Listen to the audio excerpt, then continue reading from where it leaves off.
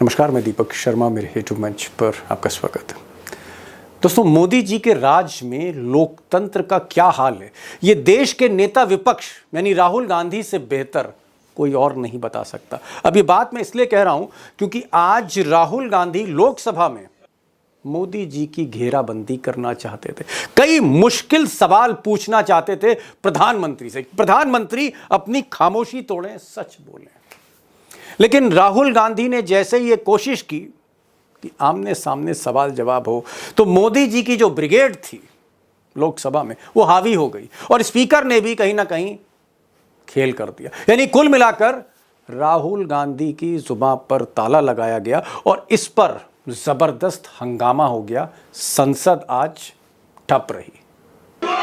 नारेबाजी करने के लिए आप सदन के बाहर जाओ। अब दोस्तों, ऐसा पहली बार देश में हो रहा है कि नेता विपक्ष, लीडर ऑफ अपोजिशन हाउस में, सदन में बोलना चाह रहा है और सरकार उसे बोलने नहीं दे रही। स्पीकर जो है बोलने से रोक रहे हैं, कहीं ना कहीं जुबान पर ताला लगाया जा रहा है। सुनिए, पहले राहुल गांधी को सुनिए, फिर आगे बढ़ते हैं। डिफेंस मिनिस्टर को बोलने देते हैं, उनके लोगों को बोलने देते हैं, मगर अगर विपक्ष का कोई कुछ कहना चाहता है तो अलाउड नहीं है।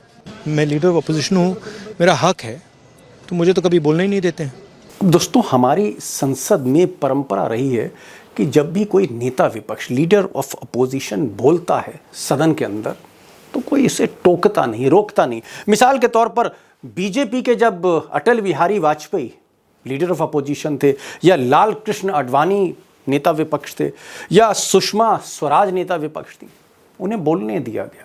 किसी ने टोका नहीं, कभी नहीं टोका स्पीकर ने। लेकिन अब ऐसा लगता है कि जैसे परंपरा को मोदी जी ने या मोदी जी के स्पीकर ने बदल दिया, सिस्टम ही बदल गया है। और शायद इसीलिए कई सांसदों ने आज कहा कि जो कुछ हो रहा है ऐसा कभी नहीं हुआ और ये मोदी जी के इशारे पर किया जा रहा है। यहाँ तक कि राहुल गांधी की जो छोटी बहन है प्रियंका गांधी, वो भी रुकी नहीं, नाराज थी और बोल पड़ी। अगर हर चीज के लिए तैयार है तो लीडर ऑफ अपोजिशन का मुंह बंद क्यों कर रहे हैं? खड़े हैं बोलने के लिए, बोलने देना चाहिए। अब प्रियंका गांधी कह रही हैं कि उनके भाई का मुंह बंद किया जा रहा है। सवाल इस बात का है कि राहुल गांधी की जुबान पे अगर ताला लगाया जा रहा है और वो भी भरी महफिल में, भरी संसद में, तो इसके पीछे क्या कोई सोची समझी रणनीति है मोदी जी के ब्रिगेड की, या फिर कोई साजिश है? इरादे क्या है? एक एक सवाल का जवाब मैं आगे एक्सपर्ट्स की मदद से दूंगा, उसको ज़रूर सुनिएगा। लेकिन मैं चाहता हूं कि जो पूरा एपिसोड है इसको जान लेते हैं। 3 बातें अगर इस एपिसोड की आपने समझ ली तो सब कुछ समझ लिया। 2 सेकंड दीजिए मुझे, सिर्फ 2 सेकंड। अब संसद में आज हंगामा क्यों हुआ, लोकसभा ठप क्यों हुई?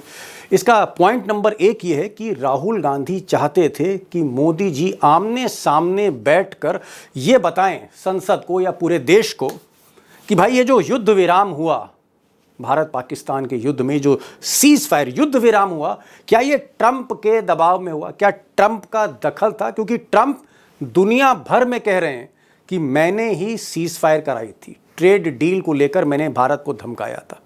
इस सवाल का जवाब आमने सामने चाहते हैं राहुल गांधी।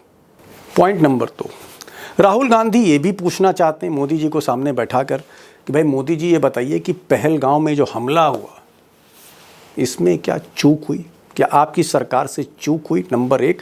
और इसी का दूसरा पहलू, क्या ये जो युद्ध हुआ उसमें हमारे 5 फाइटर जेट्स गिराए गए?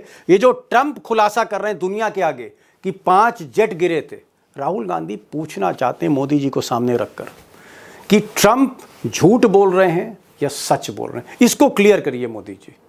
अब पॉइंट नंबर 3, राहुल गांधी चाहते थे कि ये जो सवाल जवाब हैं ये 21 तारीख यानी आज को और कल 2 दिन के अंदर हो जाए, क्योंकि 23 तारीख को मोदी जी लंदन जा रहे हैं। और लंदन एक दिन के लिए नहीं जा रहे, कई दिन के लिए लंदन जा रहे हैं। लंदन के बाद वो मालदीव्स चले जाएंगे, फिर हिंदुस्तान लौटेंगे। सवाल ये है कि मोदी सवालों से बचना चाहते हैं, इसलिए विदेश जा रहे हैं। कुछ लोग कह रहे हैं जानबूझकर जा रहे हैं। उधर राहुल गांधी चाहते हैं कि ये जो 2 दिन हैं, 48 घंटे, इसी बीच मोदी जी सवालों का जवाब देते हैं। और इसी को लेकर दोनों तरफ से फिर हंगामा हो गया, संसद ठप हो गई। लेकिन इसकी पीछे की कहानी और भी दिलचस्प है जो मैं आपको आगे बताऊंगा। अब दोस्तों, क्योंकि मामला लोकसभा का, सदन का, इसलिए एक पोजीशन में और क्लियर करना चाहता हूं कि भाई नियम क्या कहते हैं। नियम ये कहता है कि भाई लीडर ऑफ अपोजिशन वो आम सांसद नहीं है, वो पूरे विपक्ष का नेता है, उसकी कैबिनेट रैंक है। तो नेता विपक्ष को हमेशा स्पीकर साहब जो हैं वो किसी भी बहस में, किसी भी डिबेट में, किसी भी सवाल में, क्वेश्चन आवर में, शून्यकाल में हमेशा तरजीह देते हैं, प्रायोरिटी देते हैं, प्राथमिकता देते हैं। लीडर ऑफ अपोजिशन को हमेशा प्राथमिकता दी जाती है, ये एक परंपरा भी है और नियम भी है। दूसरी बात, नेता विपक्ष जब भी बोलता है तो ये भी परंपरा रही है कि उसे टोका नहीं जाता। और यहाँ पर थोड़ा सा एक क्लॉज है कि अगर नेता विपक्ष किसी मुद्दे पर अचानक बोलना चाहते हैं तो निर्देश स्पीकर से लेना पड़ेगा। यानी कहीं ना कहीं जो चाबी है मोदी जी ने वो बजाय सीधे तौर पे स्पीकर के ज़रिए घुमा रखी है, और इसी चाबी में ताला है जो राहुल गांधी की ज़ुबान पर लगाया जा रहा है।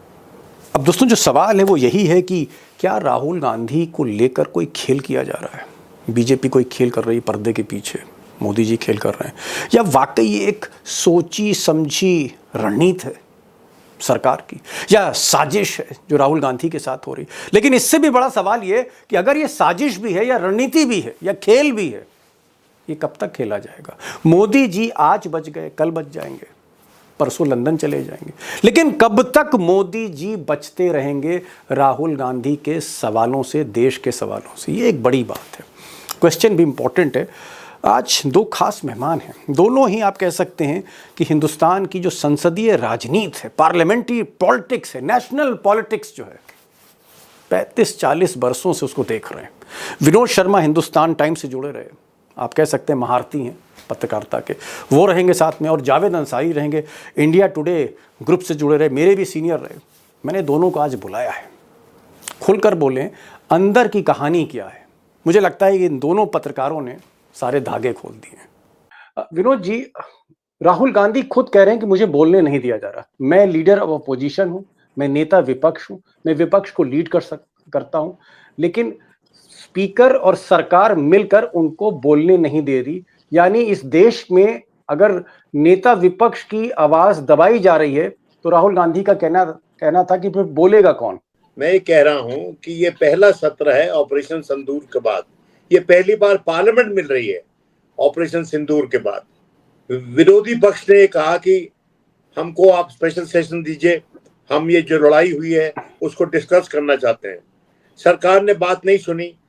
आज मैं देख रहा था कि राज्यसभा में मौका दिया गया बोलने का खारगे साहब, लेकिन जब खारगे साहब अपने बयान के क्लाइमेक्स पे आ रहे थे उसमें बीच में रोक के उन्होंने कहा नहीं हो गया, योर पॉइंट इज टेकन, अब जेपी नड्डा साहब बात करेंगे। देखिए इतने अहम मुद्दे पर अगर विपक्ष की आवाज नहीं आप उठने दोगे, उसको अगर आप नहीं बोलने दोगे, तो फिर ये कैसे चलेगा सदन? लोगों की आस्था पार्लियामेंट में भी उठ जाएगी। जावेद साहब, विनोद जी कह रहे हैं कि भाई राहुल गांधी से कहीं ना कहीं घबराहट है, स्पीकर उनको बोलने नहीं दे रहे, वो लीडर ऑफ अपोजिशन है, नेता विपक्ष हैं। वाजपेयी हों, जब वाजपेयी नेता विपक्ष थे, जब अडवाणी नेता विपक्ष थे, तब यही कांग्रेस बोलने देती थी, आज नहीं बोलने दिया जा रहा है। मैं ये आपसे जानना चाह रहा हूं कि ऐसी क्या वजह, ऐसी कौन सी दुखती रग राहुल गांधी ने पकड़ रखी मोदी जी की कि मोदी जी ऐसा लगता है जैसे राहुल का सामना करने से डरने लगे? देखिए कई कारण है। सबसे बड़ा कारण ये है कि ये राहुल गांधी को वो ये अहमियत नहीं देना चाहते, ये नहीं चाहते कि ये जो डिफैक्टो है वो डिज्योरे हो जाए, मतलब जो कि ये फॉर्मली उनके ऑल्टरनेटिव, उनके विकल्प बन जाएं, विकल्प के तौर पर उभरे, दावेदार बन जाएं ना। तो ये वो मौका, ये वो फाइट नहीं इस टाइप की प्रोजेक्ट करना चाहते हैं। दूसरा कि इस बार बड़े स्टिकी विकेट पे हैं प्रधानमंत्री, सरकार को रोज, खास तौर प्रधानमंत्री मोदी को, क्योंकि ये तो इतना ज्यादा डोनाल्ड ट्रंप से अपने को आइडेंटिफाई कर दिया था, माय फ्रेंड डोनाल्ड करते थे, वो फ्रेंड ऐसा निकला कि वो पाकिस्तान का चीफ स्पोक्सपर्सन के तौर पर काम कर रहा है। ऐसे तो बात पाकिस्तानी नहीं कर रहे हैं जो ये कर रहा है। 20 बार वो कह चुका कि हमने जंग रुकवाई, पहले कहता था कि ट्रेड नहीं करवाएंगे, अब तो और भी गड़े मुर्दे निकाल रहा है, कह रहा बातें रिवील का, कहते क्योंकि जहाज गिर रहे थे और ये हो रहा था। तो जो बात इनके ऐसे दोस्त हों तो दुश्मन की क्या जरूरत है? इतने सवाल हैं पॉइंटेड जिसके जवाब नहीं दे पाएंगे, और राहुल गांधी बिल्कुल पूछेंगे, क्योंकि राहुल गांधी में और कुछ हो ना, लेकिन वो निडर, वो नरेंद्र मोदी या अमित शाह या इस सरकार से डरते नहीं। जो भी परिणाम हो वो झेलने को तैयार है, वो सवाल पूछते हैं और वो पूछेंगे। एक जनरल स्ट्रैटेजी ये है कि हाउस ही नहीं चलेगा तो डिबेट नहीं होगी, जब डिबेट नहीं होगा तो राहुल गांधी या कोई क्या बोलेंगे। विनोद जी, पहला दिन तो निकल गया, संसद का पहला दिन तो निकल गया, कल का दिन है। परसों मोदी जी हवाई जहाज से सीधे लंदन जा रहे हैं। लंदन में वो कई दिन रुकेंगे, फिर लौटेंगे। वो लौटते समय भी वो मालदीव्स जा रहे हैं। मतलब 4-5 दिन की छुट्टी पर है मोदी जी। तो आपको क्या लगता है कि it's a great escape of mister Modi? Modi ji यहाँ से संसद की बहस से भागना चाहते हैं? क्या एक सोची समझी रणनीति है बीजेपी की कि मोदी जी को 4 दिन भेज दो और उस वक्त जो है ये बहस करके बवाल खत्म करो? देखिए, ऐसा है, it is not a great escape, it's a great insult to Indian parliament. नहीं, बड़ी बात कही। 1 मिनट में रोकूंगा। मैं अपने हिंदी के दोस्तों को बता दूं, इन्होंने कहा, मिस्टर विनोद शर्मा ने कहा कि मैंने सवाल पूछा था क्या ग्रेट एस्केप है, क्या ये महान पलायन है संसद से? तो उन्होंने, विनोद शर्मा ने कहा कि महान पलायन नहीं है, ये कहीं ना कहीं महान अपमान है संसदीय व्यवस्था का। ये वो कह रहे हैं। आगे बढ़े सर। प्रधानमंत्री जो है वो बच्चा है संसदीय व्यवस्था का, और बच्चा इस तरह की गुस्ताखी नहीं करता है मां के साथ। दूसरी बात जी, अगर ये जरा ध्यान से देखें तो क्या कारण है कि भागते हैं ऐसी डिबेट से? ये जो डिबेट्स होती है ना दीपक, ये भारत की इंस्टीट्यूशनल मेमोरी का एक हिस्सा बन जाती है, जो पार्लियामेंट में डिबेट होती है, और उनको इस बात से शर्म है, गुरेज है, डर है कि इंस्टीट्यूशनल मेमोरी में भारत की हमारे फेलियर्स आ जाएंगे। हम तो अपना युग जो है स्वर्णिम युग बना रहे हैं, और जहां जहां और जगह कुछ लिखा हुआ भी है तो उसको भी मिटा रहे हैं, उसकी जगह नया परसेप्शन दे रहे हैं, भले ही वो इतिहास की किताबें हों, भले ही वो पहले के कुछ इंसिडेंट्स हों। तो जो इंस्टीट्यूशनल मेमोरी में बात चली जाएगी भारत की, जो आने वाले रिसर्च स्कॉलर्स जब उस बहस को पढ़कर लिखेंगे तो इन्हें इस बात का डर है कि हमारे इच्छानुसार इतिहास नहीं लिखा जाएगा और प्रधानमंत्री जवाब नहीं देंगे। जहां तक मेरी कॉमन सेंस मुझे कहती है, मैं गलत हो सकता हूं, मुझे लगता है कि वो डिफेंस मिनिस्टर से जवाब दिलवाएंगे। लेकिन नॉर्मली होता क्या है ऐसी डिबेट में कि प्राइम मिनिस्टर का इंटरवेंशन होता है, प्रस्तुत जवाब जो है मिनिस्टर कंसर्न देता है। विनोद शर्मा ने एक बड़ी बात कही। उन्होंने कहा कि उनको ऐसा अंदेशा है, उन्हें ऐसा लगता है कि नरेंद्र मोदी इन सवालों के जवाब नहीं देंगे, बचना चाहते हैं, इसीलिए वो विदेश जा रहे हैं, और ये सवाल के जवाब वो राजनाथ सिंह जो रक्षा मंत्री, उनसे दिलवाना चाहते हैं।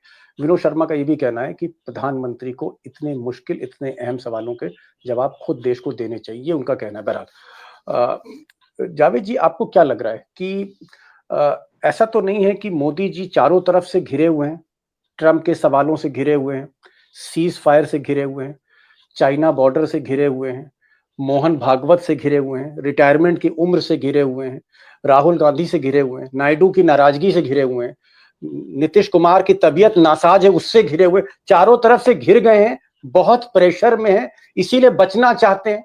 लेकिन कब तक सब कुछ हो जाएगा? लेकिन वो 75 से 74 तो नहीं होगी उनकी आयु, 76 हो सकती है, लेकिन कम तो नहीं हो सकती ना जी। चाहे नीतीश की सेहत अच्छी हो जाए, नायडू से उनके ताल्लुकात ठीक हो जाएं, मोहन भागवत उनकी बात मान जाए, लेकिन इन सब में जो सबसे बड़ी उनके सामने कठिनाई है वो जो मोहन भागवत ने पेश कर दी है कि कह रहे हम तो भाई इस्तीफा 75 के बाद सब इस्तीफा देते। जरा उस पर भी तवज्जो दीजिएगा, और विनोद जी को बहुत कुछ पता है उसके बारे में। भाई जावेद साहब, ये पूछने कि आपको बहुत अंदर की चीजें मालूम है। मोहन भागवत ने जो इस्तीफे की बात करी 75 साल वाली, 11 तारीख को मोहन भागवत खुद 75 साल के हो रहे हैं, 7 दिन बाद मोदी जी 75 साल के हो रहे हैं। भाई ऐसा है, मेरी व्यक्तिगत राय ये है कि कुछ ऐसे नेता होते हैं जिनको इलेक्शन से नहीं हराया जा सकता। ओके। कुछ ऐसे नेता होते हैं जिनको आसानी से सत्ता से नहीं हटाया जा सकता। Okay. My friend Donald Trump इस बात की मिसाल है। जब वो पीछे इलेक्शन हार गए थे तो उन्होंने जमावड़ा इकट्ठा कर लिया था और आज तक कह रहे हैं कि मैंने जीता था वो इलेक्शन, वो मुझसे छीना गया, चुराया गया। वो उनका बहुत भारी रोष है इस बात से। और मेरे को ये लगता है कि जब दो लोग एक दूसरे के प्रति आकर्षित होते हैं तो उनमें कुछ चीजें कॉमन होती हैं, some common traits are there. और एक कॉमन ट्रेट ये है कि मैं नहीं समझता हूं कि हमारे राष्ट्रीय नेता और अमेरिका के राष्ट्रीय नेता बहुत आसानी से सत्ता से हटाए जा सकते हैं। जो नॉर्मल तरीके होते हैं हटाने के, उन तरीकों से तो नहीं हटाया जा सकता। लेकिन विनोद जी, मेरा सवाल है, मोहन भागवत आरएसएस के चीफ हैं, बीजेपी के गार्जियन हैं, अभिभावक हैं। अगर 11 सितंबर को मोहन भागवत 75 साल की उम्र में इस्तीफा दे देते हैं तो आपको लगता है कि मिस्टर मोदी पर बहुत बड़ा एक मॉरल प्रेशर होगा? नहीं होगा, क्योंकि उनके बाद जो होशबोले साहब बनेंगे वो मोदी जी के ही आदमी है। मैं जरा जावेद भाई आपके पास आ रहा हूँ, एक थोड़ा इसी से जुड़ा एक सवाल है। नायडू की जो नाराजगी है, तल्खी है डिलिमिटेशन को लेकर, वोटर लिस्ट को लेकर, चलिए मैं बात मानता हूं कि नायडू अभी कुछ बड़ा फैसला मोदी को लेकर नहीं करेंगे, लेकिन क्या वो मैसेज दे रहे हैं विपक्ष को कि अगर मोदी जी की भैंस पानी में जाती है नवंबर के बाद या कभी भी मोदी जी संकट में पड़ते हैं तो मैं आपके साथ आ सकता हूं? क्या नायडू दोनों लोगों को मैसेज दे रहे हैं कि भाई हम, ऐसा नहीं है कि हम 100% मोदी जी के साथ हैं, हम उधर भी आ सकते हैं? क्या इस तरह का कोई मैसेज आप देखते हैं नायडू के इस पूरे गेम में, जो दो चीजों का विरोध किया उन्होंने? देखो, नायडू को जो भी मैसेज देना है, दिलाना है, वो उनके बहुत से जराए हैं। वो उनके जो शीर्ष नेता हैं विपक्ष के, उनसे डायरेक्ट कांटेक्ट, डायरेक्ट टच है। उनको कोई ये मीडिया के थ्रू बयानबाजी नहीं, वो एक पोजीशन, वो पब्लिक पोजीशन बना रहे हैं अपने कि कल को अगर फर्ज कीजिए ऐसी कोई सिचुएशन बनती है तो एक पहले प्लेटफॉर्म तो माहौल तैयार करना होता है ना उसके। प्लस नाइट ये सब करने से थोड़ा मोदी जी को भी होगा कि भाई you can't take him for granted, इनकी जो जरूरतें हैं, जो मांगे हैं, वो सब पूरी होंगी। अमरावती में इतने बड़ी उनको ग्रांट चाहिए, मिली है, और चाहिए, उनके सपनों का शहर वहां बनाना चाहते हैं, वो राजधानी अपने स्टेट की। उनकी बहुत सी ऐसी डिमांड है। जैसे मोदी और अमित शाह प्रेशर टैक्टिक्स में बिलीव करते हैं, वैसे नायडू भी करते। लास्ट क्वेश्चन विनोद जी, यही आपसे मैं कर रहा हूँ। मान लीजिए एक हाइपोथेटिकल क्वेश्चन, और हाइपोथेटिकल क्वेश्चन पूछना चाहिए राजनीति में। अगर बिहार मोदी हारते हैं, बंगाल में पोजीशन मजबूत नहीं है, अगर मोदी 2-3 इलेक्शन हार जाते हैं और स्थिति बड़ी खराब हो जाती है मोदी जी की, क्या ऐसा हो सकता है, पॉसिबिलिटी हो सकती है कि नायडू पाला बदल लें, सरकार बदल जाए? क्या ऐसा हो सकता है? नायडू इधर भी आ सकते हैं? कोलिशंस जब गिरती हैं, जब जमीन से कोलिशन पार्टनर्स को ये आवाज आनी शुरू हो जाती है कि तुम गलत संगत में हो, अपने यहां से निजात पाओ, निकलो यहां से। A coalition government is only as strong as the support it has on the ground. जब तक ये इंडिकेशन क्लियर नहीं होगा, और अगर आपने कहा कि भाई बिहार में इलेक्शन हार जाते हैं, बिहार में इलेक्शन तो हारना तो अर्थक्वेक होगा। अगर बिहार में कंक्लूसिवली इलेक्शन हार जाती है बीजेपी, आप कह रहे हैं भूकंप क्यों होगा? आप कह रहे हैं भूकंप होगा बिहार हारे मोदी जी? एमपी सपोर्ट कर रहे हैं जी, 12 हैं और 5 चिराग के हैं। हाँ, वो उसमें कुल मिला के तो उसमें वो जब वो कहाँ जाएंगे, उनका समर्थन कहाँ जाएगा अगर बिहार हाथ से निकल गया? तो जब बिहार की जनता विरोध में हो गई जेडीयू और बीजेपी के, तो उसके एमपीज को सोचेंगे ना जी। और एक बड़ा, मैं समझता हूँ, क्राइसिस क्रिएट हो जाएगा और फिर बिहार के बाद रुकेगा नहीं मामला। तो बहुत से इलेक्शन अभी ड्यू हैं, लेकिन मैं कोई जरूरत से ज्यादा ओवर प्रेडिक्ट नहीं करना चाहता। मुझे सिर्फ एक बात की शंका है कि जो हो रहा है ना, जो इलेक्शन या एसआईआर हो रहा है, जो स्पेशल इंटेंसिव रिवीजन, उसमें विपक्ष को एक स्वर में खड़े होकर ये कहना चाहिए कि हमको इलेक्शन चाहिए एज पर इलेक्टोरल रोल्स ऑफ 124, नॉट 25 जी, 124, क्योंकि 125 को जो इलेक्टोरल रोल बना है उसमें बहुत छेड़खानी हो गई है। मिली भगत करके बहुत छेड़खानी कर दी गई है पिछले कुछ महीनों में, और विपक्ष को ये आवाज प्रमुख तौर पे मिलकर उठानी चाहिए कि हमको इलेक्शन चाहिए उसी वोटर लिस्ट के अनुसार जिस वोटर लिस्ट के अनुसार लोकसभा का इलेक्शन हुआ था। जी, विनोद शर्मा ने एक बड़ी बात कही। उन्होंने कहा कि जो नई वोटर लिस्ट जिसमें खेल हो रहा है उस वोटर लिस्ट को एक्सेप्ट नहीं करना चाहिए विपक्ष को, पुरानी वोटर लिस्ट पर जाना चाहिए जिस पर मोदी जी 2024 का चुनाव लड़े थे, उस पर जाना चाहिए। और बहरहाल 28 तारीख को देखते हैं इस पर सुप्रीम कोर्ट क्या कहता है। एक आखिरी सवाल जी, आखिरी सवाल, अंतिम सवाल, 1-2-1.5 मिनट बचे हैं। जावेद भाई, क्या आपको लगता है जो विनोद जी ने कहा कि बिहार हारे तो भूकंप आ जाएगा, मोदी बिहार हारते हैं तो फिर भूकंप है मोदी के लिए? फिर तो इनके लिए खतरे की घंटी है, क्योंकि सिर्फ बिहार होगा, 75 साल वाली टसल होगी। देखिए, मोदी जी इस्तीफा नहीं देंगे, मुझे पूरा इसमें कोई शक और शुबा नहीं है, लेकिन इनका बिगाड़ हो चुका होगा, इनका जो मेन प्रमोटर है उससे, और जो थोड़ा मनमुटाव हुआ था तो 2024 के परिणाम हमें पता है क्या हुआ। और अगर ये दरार नहीं पटी और बढ़ती गई तो इसके बड़े दुष्परिणाम होंगे आगे इनके। फिर बिहार से इनकी परेशानियों की शुरुआत हो जाएगी। पहाड़ खड़ा हो जाएगा अगर बिहार हारते, परेशानियों का पहाड़ खड़ा हो जाएगा। दूसरा ये कह रहे हैं कि अगर 75 साल की उम्र में मोहन भागवत रिटायर होते हैं, मोदी नहीं होते, तो परिवार यानी जो प्रमोटर आरएसएस है उसमें और बीजेपी के बीच में, गुजरात लॉबी के बीच में दरार और गहरी हो सकती, मुसीबतें बढ़ सकती। और जैसा कि हमारे दोनों एक्सपर्ट्स ने कहा, फिर नायडू बाबू कुछ भी सोच सकते हैं। बहरहाल सवाल वही है कि क्या प्रधानमंत्री बच रहे हैं, इसलिए राहुल गांधी को बोलने नहीं दिया जा रहा है।